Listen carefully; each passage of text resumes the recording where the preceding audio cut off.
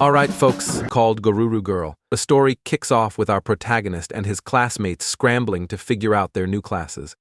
The school year is just starting, and the air is buzzing with that unique blend of anxiety and excitement. Everyone's chatting about the usual potential new friends, cute classmates, and, of course, the desperate hope of not ending up in a class full of nerds or troublemakers. As they make their way to class, our boy's attention is suddenly captured by a girl with long, dark hair. Tsukimi Karu. Now, she's got that whole shy but confident vibe going on. The kind that makes you wonder if she's secretly a badass or just really good at hiding her nerves. The entire school is whispering about her, and from the sound of it, she's already been crowned the resident cutie of the year. Our protagonist is absolutely stunned, not just because she's cute, but because she recognizes him and calls him Ponchin. Yeah, Ponchin. Imagine trying to live that nickname down later. In the classroom, she introduces herself to everyone, casually dropping that she's from Zinui Middle School and has a serious love for meat. The room is buzzing again, and the whispers this time are a mix of she's so cute and wondering if she's a bit of a foodie. Ponchan is suddenly hit with a wave of nostalgia as he realizes Tsukimi is his childhood friend, and not just any friend, but his first crush, the one who got away when she moved back in elementary school. Now, seeing her all grown up and dazzling, he's blown away. Gone is the little girl who used to race him in the playground. In her place is a stunning girl who's got the whole school buzzing.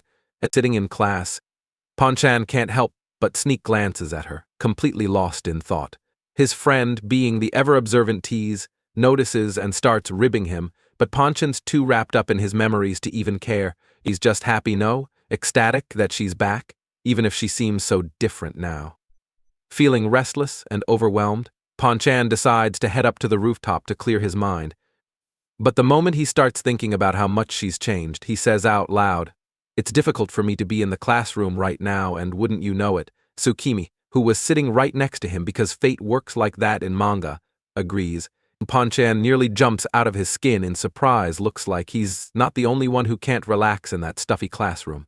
The two of them start reminiscing about the old days, and Ponchan feels a wave of relief when she remembers the nickname she gave him, Ponchan, because he was so good at jumping. Yeah, jumping, and not exactly a skill you can brag about in high school.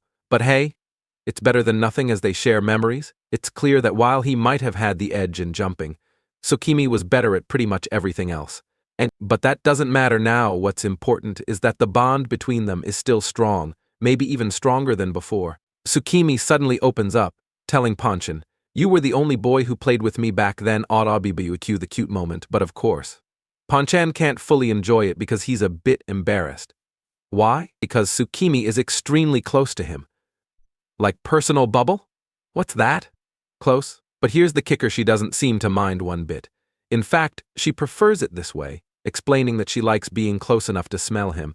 "Okay, Ponchan, you've officially entered the twilight zone, where your childhood crush likes your scent. Lucky you." Later, after taking a bath, Ponchan is walking around his house when someone from the kitchen yells, "Dinner's ready." Before heading in, he steps outside and catches a glimpse of the full moon hanging in the sky. The sight triggers a memory, taking him back to a night from his childhood. In this memory, Ponchan and Tsukimi are outside, doing what kids do, chasing after beetles, of all things. His friend is totally pumped, declaring it the perfect time of day for catching the little critters. But Ponchan? Not so much. He's got that, "it's already dark, shouldn't we be heading home?" vibe. Meanwhile, Tsukimi, who had been all in on the beetle hunt, suddenly finds one and rushes back.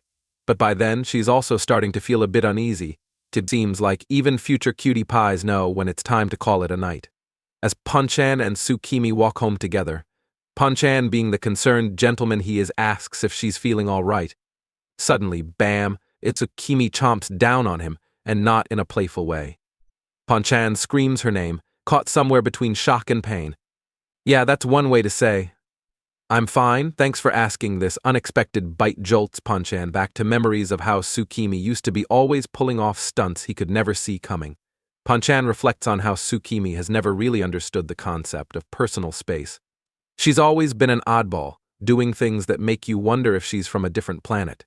Sure, she's mellowed out a bit over the years, but she's still got that unpredictable streak that keeps Ponchan constantly on edge, and thinking about how much she's changed or hasn't leaves Ponchan feeling more stressed than ever.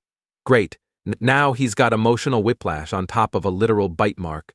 Back in the present, Ponchan is looking pretty distressed. His friend notices and asks why he's upset, but Ponchan brushes it off, trying to play it cool. Spoiler alert, he's not cool. His friend, sensing that this is definitely about Tsukimi, gets hit with a wave of jealousy. And how does he handle it? By cursing Ponchan out in the worst way possible for being friends with Tsukimi. Ah, the classic bro, I hate you but I also kinda wish I were you move, not satisfied with just words. The friend gives Ponchan a solid punch to the face and tells him to go talk to Tsukimi. Ponchan, despite being reluctant, knows he can't avoid his feelings forever. He sees Tsukimi chatting with her friends, and suddenly, the air is thick with tension as Ponchan tries to figure out what to do next. It's just as he's about to feel bad for himself again. Wham! Tsukimi accidentally hits Ponchan with a ball. Yeah, this guy just can't catch a break today. Everyone rushes to check on him, and Ponchan is left wondering if today is just one big cosmic joke at his expense. And Ponchan tries to downplay the situation, but it's clear the guy's hurting. Tsukimi, seeing his discomfort, insists on taking him to the infirmary, her worry evident despite the awkwardness between them. And on their way, Tsukimi can't help but fuss over Ponchan, who's now sporting a bleeding nose. She insists on helping him even as Ponchan tries to shrug it off, assuring her that he's fine. But when he tries to get up, he stumbles like a newborn deer. Come on, Ponchan. At least try to look cool in front of her. Tsukimi starts cleaning his face, and Ponchan can't help but feel overwhelmed by her care. He's not used to this level of attention, and as he apologizes for being such a burden, a drop of blood falls. This tiny drop triggers something in Tsukimi, making her eyes go wide. She looks at Ponchan with a mix of concern and something else, something more primal. Before Ponchan can even process what's happening, Tsukimi slams the wall behind him, almost pinning him down. Her breathing is heavy, her eyes wild. She's panting, muttering that she can't resist anymore. Hold up, what exactly can't she resist? Ponchan's confused and more than a little scared, trying to piece together what's happening. And then, right before his eyes, Tsukimi begins to transform. Animalistic ears sprout from her head, and sharp fangs glisten in her mouth. Without warning, she bites Ponchan again, this time with a force that makes him cry out in pain. I look to Tsukimi's in a frenzy, completely losing control, her primal instincts taking over. Just as quickly as it began, it's over. She stares at Ponchan, the guilt and fear clear in her eyes. Before he can say anything, she's already apologizing profusely, her voice trembling. Then, without another word, she turns and runs away, leaving Ponchan dazed, confused, and with a bite mark that's definitely not going to help his street cred. So much for a normal school day, right? Ponchan, injured and utterly bewildered, watches as Tsukimi runs away, her sobs echoing in the hallway. Desperation grips him, and he instinctively reaches out, grabbing her arm. Wait, don't go, he pleads, his voice trembling. Tsukimi's tears flow freely now, and she turns to face him, her expression a mix of guilt and shame. She's crying, her voice breaking as she tries to explain. I couldn't control myself. Ponchan, there's a deep sadness in her eyes, a pain that Ponchan has never seen before, and she apologizes again, her voice barely above a whisper. Through her tears, Tsukimi reveals the horrifying truth when she saw his blood. Something primal awakened within her. She started seeing Ponchan not as her childhood friend, but as food. She fought against the urge, tried to suppress it, but ultimately failed. The realization hits Ponchan like a ton of bricks. But instead of recoiling in fear, he finds himself more concerned about her well-being. Despite the chaos in his mind, Ponchan gently pulls her closer. It's okay, he murmurs, trying to comfort her. He realizes that somehow, her biting him had snapped her back to her senses. She's guilt-ridden, but all Ponchan can think about is making sure she's all right. Let's go to the infirmary together, he suggests, his voice soft but steady. They sit on the steps, the atmosphere thick with unspoken words. Just as Ponchan is about to say something, another girl suddenly appears. Her presence is almost eerie, her gaze stern as she looks at Tsukimi with clear disappointment. Transforming just from a little nosebleed? Really? Tsukimi, she says, her tone laced with disapproval. Ponchan is taken aback, his mind racing. Who is this girl? And how does she know about Tsukimi's secret? But what confuses him even more is the fact that she knows the nickname Tsukimi gave him, Ponchan. Ponchan feels like the ground has been pulled out from under him as Utsuru, Tsukimi's older sister, steps forward, her eyes cold and unyielding. Tsukimi had been hiding something from him all this time, something far darker than he could have ever imagined. Atsuru, she introduces herself, her voice sharp and authoritative. Tsukimi's older sister.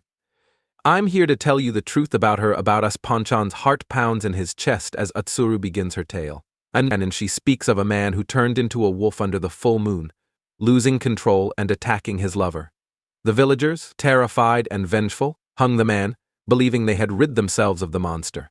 Who do you think was the villain in this story? Atsuru asks, her gaze piercing straight into Ponchan's soul, with a determined look. Ponchan hesitates but answers, no one was the villain. They all did what they thought was right. Atsuru steps closer, her presence almost suffocating. Wrong, she says, her voice cutting through the air like a knife. Atsuru reveals the chilling truth: their entire family can turn into wolves, and when they do, humans are nothing more than food to them. His thoughts swirl in confusion, memories of Tsukimi biting him when they were kids flooding back. At the S, she was kept away from humans to suppress her urges. Atsuru continues, her tone devoid of emotion. But Tsukimi insisted on seeing you again, so she was given this one chance. And now, she's failed. Ponchan's world crumbles as Atsuru coldly declares that Tsukimi is being sent back home. Desperation grips him, and he asks, where is home? Anywhere, but here, Atsuru replies, her words like ice. She questions whether someone like Tsukimi, who turns into a wolf and can only turn back after biting someone, can ever truly live among humans. The weight of her words crashes down on Ponchan, leaving him breathless. He tries to protest, but Atsuru dismisses him with a flick of her hand. This is a family matter. Outsiders should stay out of it, she says, her voice firm and final. She motions for Tsukimi to leave with her, and Ponchan watches in stunned silence as Atsuru crushes all the hopes Tsukimi once had. Tsukimi, the girl who once saw him as her closest friend, is now being dragged back into a world he can't even begin to understand. The pain in her eyes is unbearable, but there's nothing Ponchan can do. All he can do is watch, powerless, as everything falls apart when he remembers Tsukimi saying, you're the only boy who played with me. He rushes to them, grabs Atsuru's arm, and desperately makes up a lie. Maybe if they were dating, it would be normal for her to bite him just as a kiss on the neck. Both girls are completely speechless, and Ponchan keeps shouting that it would be normal couple behavior. He's all invested in his own lie and tells Atsuru that he confessed to Tsukimi yesterday and they've been dating since then. Atsuru is doubtful and wonders why she would kiss him like that. But Ponchan won't surrender that easily and keeps on making the lie bigger. Atsuru asks again why Tsukimi would bite him like that, and she steps up to join Ponchan's game by saying she wanted to get a little rough. Atsuru is falling into the trap but wants them to prove they're truly going out, which leaves Ponchan without arguments or anything to do. Atsuru, almost claiming victory, says that nobody would date a wolf like Tsukimi. Ponchan makes a final attempt to convince her and confesses he has had a crush on Tsukimi since they were kids. As he remembers those golden times, he says it doesn't matter if she's a wolf or something like that. They've always had fun, and what he felt until now is real. He loves Tsukimi no matter what, and that won't change if she's a wolf girl. Atsuru continues to deny what Ponchan says, and Ponchan is left without anything else to do or say. In an emotional moment, Tsukimi kisses Ponchan, showing her feelings are mutual. It's a super sweet scene where they both realize their feelings are real and strong, despite. As the scene continues, Tsukimi and Ponchan are left blushing, while Atsuru, in shock, acknowledges them as a couple for now but warns she'll be watching them. She leaves, still doubtful but not entirely convinced. Ponchan and Tsukimi, finally alone, are left wondering what just happened. Ponchan feels a mix of relief and excitement, realizing that his childhood friend, now a cute wolf girl, is part of his life again. However, with Atsuru monitoring them, he's anxious about what this means for his high school life. The other day in class, Tsukimi is freaking out, practically apologizing on loop to Ponchan for losing control and biting him. She's in full-on panic mode, her face flushed with embarrassment, as she begs him to stop bringing it up. Poor Ponchan, caught in the crossfire of Tsukimi's guilt, spiral awkward. Much Ponchan, ever the chill guy, tries to calm her down, showing off the bandage he slapped on his wound like it's no big deal. But as he does, he can't help but recall how terrifying she looked before she bit him.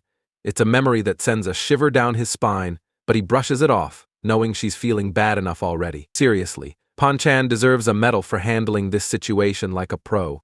Not everyone can stay cool after nearly becoming a wolf's snack. And as they walk together, Ponchan asks Tsukimi about her family and how long she's been dealing with this whole wolf situation.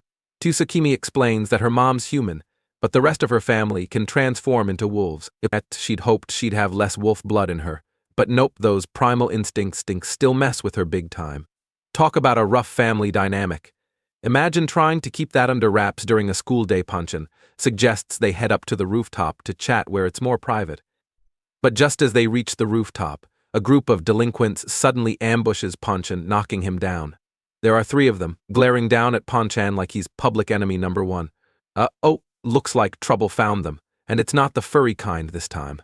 These guys look serious, and it's clear Ponchan's got a problem on his hands. They start grilling him about his relationship with Tsukimi, their eyes burning with jealousy and disbelief. It turns out, they're huge fans of Tsukimi and can't wrap their heads around the fact that someone like Ponchan average, unassuming Ponchan could be so close to her. Jealousy's an ugly beast, and it looks like these guys are ready to throw down just because Ponchan's a little too friendly with the school's resident wolf girl. Ponchan, trying to keep it cool, answers that he's just a regular student, but the delinquents aren't buying it. They narrow their eyes and demand to know if he's her boyfriend. Ponchan, feeling a surge of confidence, decides to mess with them a bit. He casually asks, "And what if I was her boyfriend?" "Oh, Ponchan, you sly dog, are you really ready to roll those dice?" The delinquents don't miss a beat and reply with chilling certainty, instant death. Well, that escalated quickly. They start closing in on him, making it clear that if he gets too close to Tsukimi, they'll turn him into a punching bag. But before things can get too ugly, Tsukimi steps in, her eyes wide with worry, seeing Ponchan about to get ambushed by these random thugs. And our girl Tsukimi's not about to let her childhood friend get stomped, realizing these guys mean trouble. Tsukimi instinctively prepares to defend Ponchan, and that's when things get hairy, literally. The stress triggers her wolf instincts, and she starts to transform again. Ponchan, quick on the uptake, notices this and immediately steps in, covering for her by saying they were just fooling around. Her smooth move. Ponchan, now's definitely not the time to let her go full wolf on these punks. He grabs Tsukimi, trying to calm her down and stop the transformation before it goes too far. They came looking for a fight, but all they got was a reality check and a serious case of the third wheels as the delinquents slink away, defeated by the sheer reality of Ponchan and Tsukimi's connection. Ponchan is left feeling a bit puzzled. Tsukimi was on the verge of transforming, but there wasn't any blood around to trigger it. When he checks his finger, he realizes the bandage had fallen off, so that was the culprit. So much for keeping things under wraps. Those wolf ears were just waiting for their moment to shine. Finally, they sit together, the adrenaline wearing off, and chat about the complexity of hiding her secret. And it's not every day you have to worry about sprouting wolf ears in the middle of a high school showdown. It's a bittersweet moment, as they both come to terms with the challenges ahead, knowing that keeping her secret safe is going to be a whole lot harder than they imagined. Even Ponchan's still a bit on edge around Tsukimi when she transforms, memories of their childhood swirling in his mind. He recalls how, even back then, Tsukimi always had his back, especially when he was too scared to face the world. Now, in the present, she looks fierce, ready to protect him at all costs. Talk about a glow-up, going from childhood buddy to full-on wolf girl protector. Despite her outward changes, Ponchan starts to realize that deep down, Tsukimi is still the same girl who would stand by his side, no matter what. When she declares with unwavering determination that she'll always protect him, it hits him right in the feels. Cue the heartwarming nostalgia. He's practically melting with happiness. If this was an anime, this is where the soft piano music would start playing. Fast forward 10 minutes, and they're sitting together. But Ponchan's confused, her wolf ears aren't disappearing. Tsukimi, looking a bit embarrassed, apologizes, explaining that she thought they'd go away with time, but that's clearly not happening. And Ponchan, trying to piece it all together, remembers she mentioned something about biting him to turn back. Ah yes, the OL just a nibble. And we're good trick, but of course. It's never that simple, Tsukimi quickly clarifies, though it's not just about the bite. She needs to satisfy her hunger, and it's not for regular snacks, it's for humans. Yikes! That's one hunger you won't satisfy with the Snickers. Ponchan, in a moment of innocent confusion, offers her a snack, but she shakes her head, explaining that it's human blood she needs to calm down. And then, Ponchan has a light bulb moment. You can almost see the gears turning in his head. He realizes how her transformation works and, despite knowing it's not going to be pretty, he offers her his finger. Tsukimi's eyes light up with excitement and gratitude. Finally, some relief. She starts licking his finger, and slowly, her transformation begins to stabilize. Well, that's one way to deal with stress. Note to self: keep fingers away from wolf girls in the future. As Tsukimi calms down, Ponchan can't help but feel a weird mix of relief and awkwardness. It's not every day your childhood friend licks your finger to avoid going full wolf mode. And let's be honest, this definitely isn't what he imagined when he thought about reconnecting with his first crush. This Ponchan can't help but notice that Tsukimi's different from before. Sure, she's still blushing like crazy, but the wild, uncontrollable side seems to be under wraps this time. She's conscious, aware, and definitely more in control. A huge relief for Ponchan. He's probably thinking, thank the heavens she's not trying to bite my face off this time. But while Ponchan's relieved, Tsukimi is dying of embarrassment. She asks him to stop staring so much, but honestly, how can he not? It's not every day you see your childhood friend go through a full-on wolf girl transformation and then act all shy about it. Just as things seem to be calming down, Utsuru strolls by, probably on her way to do something mundane like ruin someone's day. She spots Ponchan and Tsukimi in what looks like a pretty compromising position from her angle. Tsukimi, of course, freaks out and tries to snap back to normal, which only makes things worse. They both panic and, in the classic comedy of errors, end up tumbling down the stairs together. Seriously, can these two catch a break? When they finally land in a heap at the bottom, Utsuru's already there, glaring at them with a look that screams, "You better have a good explanation." Ponchan and Tsukimi, both blushing like tomatoes, scramble to come up with an excuse. Tsukimi stammers that it's nothing, but Utsuru's not buying it. I don't know. She's got her lie detector on full blast, especially after hearing their suspicious voices. Just as the tension's about to reach its peak, who should show up but the delinquents from earlier, drawn in by Tsukimi's voice. Ponchan, realizing that if these guys see him with Tsukimi again, it's going to be major trouble, has to think fast, and by fast, I mean he comes up with the wildest plan yet. He turns to Utsuru and, with the most serious face he can muster, tells her to punch him in the stomach. Utsuru's just as confused as you probably are. She hesitates, not sure if she heard him right, but Ponchan insists it's necessary, practically begging her to do it. His logic? If he's already beaten up, the delinquents might leave them alone. Gotta hand it to him, Ponchan's dedication to playing the martyr for Tsukimi is on another level. Satisfied with himself, Ponchan boldly tells Utsuru that he made Tsukimi do some embarrassing things.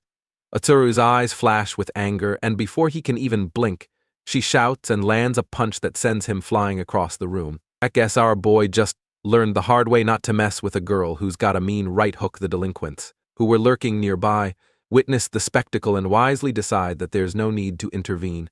But can you blame them?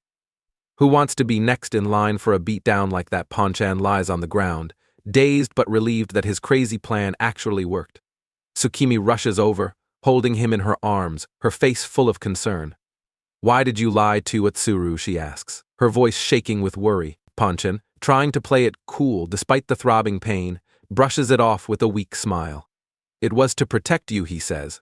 Yeah, he's trying to be the hero here, but let's not forget he just got code for the cause. Tsukimi, touched by his concern but still worried about his injuries, looks at him with tears brimming in her eyes. "I hate it when you get hurt," she whispers, her voice soft but filled with emotion.